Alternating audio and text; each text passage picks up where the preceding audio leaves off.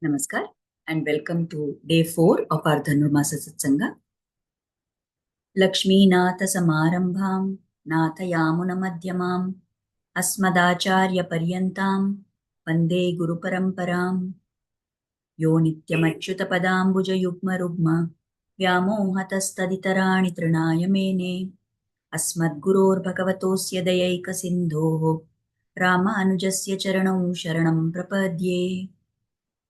So with prayers at the lotus feet of the Acharyas, we'll start by chanting the shlokas. Apadamapahartaram dataram sarvasampadam lokabhiramam shriramam bhuyo bhuyo namamyam. Yatra yatra raghunatha kirtanam tatra tatra kritamastakanjalim vashpavari paripurna lochanam marutim namata rakshasantakam. Pujantam rama rameti madhuram madhuraksharam आरुह्य कविता शाखां वन्दे वाल्मीकि कोकिलम्. वेदवेद्ये परे पुंसि जाते दशरथात्मजे वेदः प्राचेत सादासीत् साक्षात् रामायणात्मना. So in yesterday's satsang, we had stopped at the point where we discussed that 4 children were born to Raja Dasharatha and his queens. So now we come to the event where these babies were about to be named. Now what happens is there is one story which is told here, and this story does not appear in the Valmiki Ramayana. I am not able to find out in which version of the Ramayana it is told, but the Sri Vaishnava Acharyas always narrate this story. So I am thinking that perhaps it was something which has been inspired from the compositions of the Alvars. I'm not sure, but I cannot vouch for that. But it shows us a very important facet. So we need to know this story also. So once these children were born, they were placed in separate cradles, and their namkarana had to be done. So on that day, the cradles were placed, and Vasishtha Rishi came there to do the naming ceremony. Now what happened was that it was observed how they had placed the cradles. First was the child born to Kausalya. Next was the child born to Kaikeyi. And then the 2 children, the 2 sons who were born to Sumitra. So in this order, the order in which they were born, that was the order in which their cradles had been placed there. And it was observed that these babies were going on crying. So Kausalya, Sumitra and Kaikeyi, they were all like wondering what to do, how to solve this problem. Why are these babies crying? So they asked Vasishtha Guru. They said, what is this? Why are these babies going on crying? So then Vasishtha Guru came there. He took one look at the babies and he told these mothers. He said, see, the order in which you have placed these babies is itself wrong. That is why they are crying. And under his guidance, they changed the arrangement of the cradles. So they arranged it in such a way that first the son born to Kausalya was kept. Next to him, the cradle of the first son of Sumitra was placed. Then Kaikeyi's son's cradle was placed. And finally, the second son of Sumitra was placed. Now, once they made this arrangement as per Vasishtha Rishi's advice, half the crying stopped. But still they were crying. Then Vasishtha Rishi took another look, and with his Divya Drishti, he could understand something more. So then he said, okay, fine, we have to make one more change. He asked that place the elder son of Sumitra right next to the son of Kausalya in the same cradle. Remove one cradle. Similarly, place the second son of Sumitra in the same cradle as the son of Kaikeyi and remove that extra cradle. So instead of 4 separate cradles, just put them in 2 cradles like this, paired up. The minute that was done, those babies stopped crying and immediately they were gurgling with laughter and they were so happy, and you could make out the joy that they felt. Why this particular kind of joy? Why this order was important? We will come to know once we know the names of these princes, right? So Vasishtha Rishi came, then now all this crying, everything stopped, and it was time to do the naming ceremony. So Swami Valmiki Rishi describes this. He says, Atityai tu nama karma tatha karot jeshtham ramam mahatmanam bharatam kaikayi sutam Saumitri Lakshman मिति शत्रुघ्नम परम तथा वसिष्ठः परम प्रीतो नामानि कुरुते तदा. So after 11 days had elapsed after the birth of the children, the naming ceremony is performed. At that point of time, Vasishtha, the chief Purohita, he named the Jeshta, the eldest, the Mahatma, he calls him. That eldest Mahatma child was named as Rama. Bharata's son, Bharata was the name given to Kaikeyi's son. And Sumitra's two sons, one was named as Lakshmana and the other was named as Shatrughna. Now, Vasishtha is such a great saint, he is such a great tapasvi, and he is Trikala Gnani. He knows what is going to happen in the future also. And with that vision of the future in his mind, he has actually given these names to the children. So, if we see the Vyakhya which is given, the explanation which is given for these particular names that were given to these four children, we understand how prophetic were the words of Vasishtha Rishi. First, Ramante sarve janaha gunai asmin iti ramaha. The one who gives joy to all the people, the one in whose name all people get joy by seeing his gunas, by seeing his virtuousness. He is Rama. Bharata Rajya Bharanat Vibharti iti Bharata. Because he bears the burden of the Rajya Bhara he is going to bear. That is Bharata. Lakshmano Lakshmi Sampannaha. The one who is favored by Lakshmi, the one who has great wealth, he is Lakshmana. And Shatrughno Nitya Shatrughnaha. The one who is always destroying enemies, he is Shatrughna. Now, if we look at these names, we understand the significance. How great was the knowledge of Vasishtha Rishi that he gave these names. Rama is the one in whom all people get a lot of joy and ananda out of his virtuousness. And throughout his life, whatever be the circumstances, Rama always behaved in the most superior manner possible, teaching us how an ideal son should be, how an ideal brother should be, how an ideal husband should be, and so how an ideal king should be, right? So he taught all this, how an ideal friend should be, all these things he taught. And he was the cause of great joy and delight for people. As time passed, and we know the events that happened, so there came a time when Bharata had to be the one who would rule the kingdom. And he considers it a huge burden. And he doesn't want it because, according to him, rightfully the kingdom belongs to Rama. So, but under his instructions, he bears that burden. So he is the one who is always having this Rajya Bhara on him. So that is why he is Bharata. Now this name of Lakshmana, they are saying Lakshmano Lakshmi Sampanna. What Lakshmi did Lakshmana have? What, when we say Lakshmi, we mean prosperity.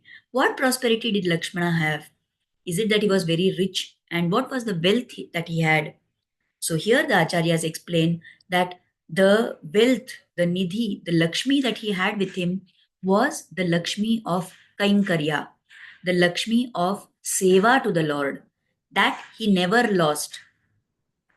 Right from the day they were children playing together till the time that finally he had to leave this Bhuloka, Lakshmana only served and served and served the Lord.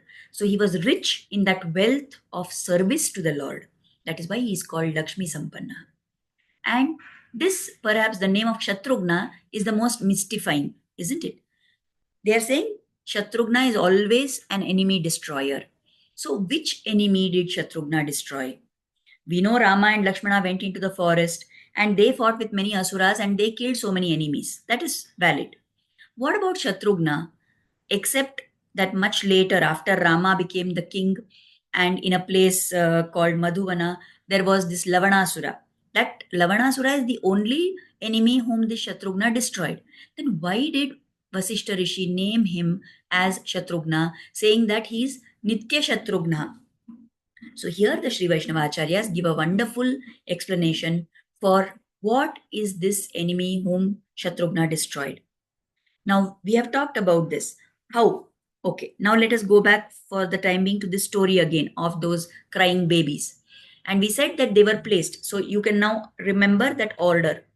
When Rama, Bharata, Lakshmana, and Shatrughna were placed in that order, they were separated from their loved ones. And therefore, all the babies were crying. When Rama and Lakshmana were placed next to each other, there was total joy. When Bharata and Shatrughna were placed next to each other, there was complete joy. And if you remember in yesterday's satsang, we talked about what was the prayer of Sumitra when she took her share of the payasa, isn't it? She wanted one child to be engaged in the service of Rama. She wanted another child to be engaged in the service of Bharata. So naturally, from the time that they were born, Lakshmana and Shatrughna always wanted to be of service to those respective brothers. And that is why it was that when Lakshmana was placed right next to Rama, the crying of the baby stopped. When Shatrughna was placed next to Bharata, the crying of the baby stopped. So this shows us how Lakshmana, right from birth, was inclined towards service of the Lord, Rama. And Bharata was a bhakta of Rama. And to serve him, Sumitra had given birth to Shatrughna. Now here, let us come back to this concept. Now we have understood. Lakshmana is Bhagavat Bhakta. He is Bhakta of Lord Rama. Shatrughna is Bhagavata Bhakta. He is Bhakta Bhakta. Bharata is Bhakta of Rama and Shatrughna is his Bhakta, his Dasa. So what enemy did Shatrughna destroy? The Sri Vaishnava Acharyas explain that it is very difficult in this world to be a servant to another human being. To consider oneself as a servant of another human who is just like us is very difficult. It is comparatively easy for us to feel devotion for the Lord. To be bhakta of the Lord is easy because we know very well that the Lord has so many divine qualities. We know very well that the Lord is full of all divya gunas. And naturally, the Lord evokes those sentiments of bhakti in us. But if there is somebody who is a bhakta of the Lord, that person may not always be the perfect individual. That person may have other human qualities which make it difficult for us to accept him as our master. And yet, Shatrughna overcame this. Shatrughna had completely conquered the inner foes of Kama, Krodha, Lobha, Moha, Madha, Matsarya. That is one thing. Second thing he had conquered is the desire to see another human being as himself. He was able to destroy the so-called enemy of Bhagavad Bhakti to feel the deeper level of Bhagavata Bhakti. So that is why he was given this name as Shatrughna, Nitya Shatrughna. So he was the destroyer of enemies. Which enemies? First, the enemy of the six foes that exist within within our minds and which prevent us from getting closer to God. Secondly, the enemy that we will have bhakti for the Lord but not for his servant. So that also he was able to overcome. That is why he is called as Nitya Shatrughna. So from this thing that we have discussed today, what is there for us to learn? There is one very famous stotra called Mukundamala Stotra, which was composed by Kulashekar Alvar. In that, he gives us the secret. Kulashekar Alvar says in the 27th shloka of that stotra, he says, Majjanmana phalam midam madukaita bhare matprarthaniya madanugraha esha eva tvadbhritya bhritya paricharaka bhritya bhritya भृत्य इति स्मरमा मज्जन्मन फलमिदं मधुकैटभारे मत्प्रार्थनीय मदनुग्रह एष एव त्वद्भृत्य भृत्य Paricharak भृत्य भृत्य Vrityasya Vritya iti mam smaralokanatha. So he says, O Madhu Kaitabhare, O enemy of Madhu and Kaitabha. That means he is referring to Lord Sriman Narayana, O Lord of the universe. What I considered as the greatest phala in my life, what is the best fruit of this life of mine that you have given me, and what is the special anugraha that I am praying you to give to me, that you consider me to be the servant of the servant of the servant of the servant of the servant of the servant of your servant. 7 times removed from the Lord. That level of servitude he is praying for. So, what our acharyas explain through this is that the Lord has his dasa, he has his bhakta, he has his servant. Rather than directly seeking to serve the Lord, service to the Lord is not accessible to us, to all of us at all times. And it is difficult for us to do. But there are people who are servants of the Lord. There are Bhagavatas who are great devotees of the Lord. They are accessible to us. So let us become servant of the servant of the servant of the servant of the Lord, like that. So many times removed from the Lord, even if I serve that last servant, that is what I want, is the desire of Kulashekar Alvar. So service rather than service to the Lord himself, service to the devotee of the Lord is the most important thing to earning the grace of the Lord. And in fact, it is told in what is called as the Adi Purana, the Brahma Purana. There is one place where Krishna is conveying this to Arjuna. He says, "Ye me bhakta jana partha, name bhaktascha te janaha, madbhaktanam cha ye bhaktas, te me bhakta tamamataha." He's saying, "O Arjuna, the people who are my bhaktas, they are not actually my bhaktas. Those who are bhaktas of my bhaktas, I consider those as my best bhaktas." What is the Lord trying to explain here? He says that if there is somebody who is focused only on bhakti towards me and they neglect those who are my bhaktas, those people, I don't consider them as my bhaktas. But in the actual sense, if there is somebody who is doing bhakti towards my bhaktas, who is serving my bhaktas, then those people are the best bhaktas according to me. So even the Lord wants that rather than directly serving him, we should also, and maybe even more importantly, serve those who are serving him.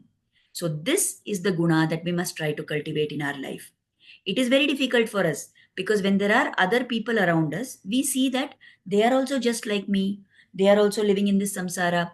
And now we may say that, okay, I will serve somebody if they are real bhakta of the Lord. But how? This person is not bhakta, no? He is just an ordinary human being. We say like that because we judge people and we say so and so is bhakta, so and so is not bhakta. And if he is bhakta, what I'm expecting, he should have all good qualities. And if he is having all good qualities, then he is bhakta and then only I will serve him. We think like this. But in reality, who are we to judge? Isn't it? The Lord is so accepting of everybody. Whatever you offer to the Lord, he takes. Whatever one moment of thought we give to the Lord, he takes that. So the Lord is not judgmental about who is bhakta, who is not bhakta. Then what right do we have as ordinary human beings to judge somebody and say, oh, he appears to me to be a bhakta and this person does not appear like a bhakta, so I will not serve him. Besides, the acharyas tell, how do we know? Maybe in some past janma, this person would have been bhakta, or in some future time to come, he will be bhakta. Who am I to judge that? I don't have Trikala Jnana. How can I say who is bhakta, who is not bhakta? The idea is that we need to put our ego down. We need to reduce our arrogance. We need to reduce our sense of ahankara. And that, the easiest way to do that is to serve other people, to serve those who are devotees of the Lord. Whether they appear like devotees or not to us, we must involve ourselves in service of other human beings. That will help us to get closer to the Lord. So, this is something that we learned today. We saw about how these children were made for service. how Lakshmana was born to serve Rama, how Shatrughna was born to serve Bharata. And we learned that although definitely the dedication of Lakshmana to serve Rama is highly appreciable, what is even more appreciable is the dedication of Shatrughna to serve Bharata. We will see that in some other incidents which come up in the future, how Shatrughna has actually been so egoless in his work, right? So today we have learnt about this, about how the children were named and what was the significance of the order in which they were placed. So we will stop here for today, and in the next satsang we will go further in our journey in the Ramayana. So let us offer gratitude at the lotus feet of Sri Rama and the Guru for inspiring us to learn about these things, and let us pray for their grace and blessings to always be on us. Thank you, everybody. Namaskar.